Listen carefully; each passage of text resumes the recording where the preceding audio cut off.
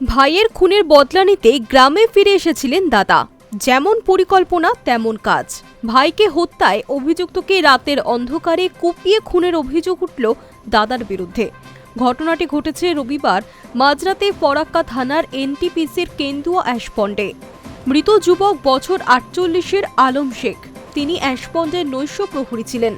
রবিবার কাজে যাওয়ার পথেই তার উপর চড়াও হয়ে ধারালো অস্ত্র দিয়ে কুপিয়ে খুনের অভিযোগ ওঠে পান্না শেখ নামের এক ব্যক্তির বিরুদ্ধে। ঘটনার তদন্তে ফরাক্কা থানার পুলিশ। স্থানীয় সূত্রে জানা গিয়েছে, ২০১৫ সালে গ্রাম্য বিবাদের জেরে জোরপুকুরিয়া গ্রামে একটি খুনের ঘটনা ঘটেছিল।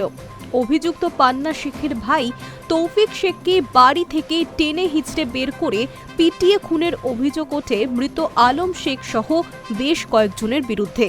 আলম শেখ সহ বেশ কয়েকজনের বিরুদ্ধে মামলা রুজু হয় ফরাক্কা থানায়। পুলিশ তাদের গ্রেফতার করে। দীর্ঘদিন হাজতে থাকার পর জামিনে মুক্ত পেয়েছে আলম শেখ। ভাই তৌফিক শেখের খুনের পর দাদা পান্না শেখ প্রাণনাশের আশঙ্কায় গ্রাম ছেড়ে পালিয়ে যায়। মাস দুয়েক আগে পান্না শেখ দীর্ঘদিন পর জোরপুকুরিয়া গ্রামে ফিরে এসে বসবাস শুরু করে বলে জানা যায়। মৃত আলম শেখের দাদা নবী শেখ তৃণমূল কংগ্রেসের স্থানীয় নেতা। নবী শেখের স্ত্রী হাসনারা বিবি তৃণমূল কংগ্রেসের ফরাক্কা পঞ্চায়েত সমিতির বর্তমান সদস্য। রবিবার রাতে আলম শেখ এনটিপিসির কেন্দুয়া অ্যাশপন্ডে নৈশ প্রহরীর কাজ করতে যাচ্ছিলেন। অভিযোগ, পান্না শেখ সহ কয়েকজন তার উপর চড়াও হয়। আলম শেখকে ধারালো অস্ত্র দিয়ে কুপিয়ে খুন করার পর এলাকা ছেড়ে পালিয়ে যায় তারা। ঘটনাস্থলেই মৃত্যু হয় আলম শেখের। পরে পুলিশ ঘটনাস্থলে গিয়ে দেহ উদ্ধার করে জঙ্গিপুর মহকুমা হাসপাতালে পাঠায়।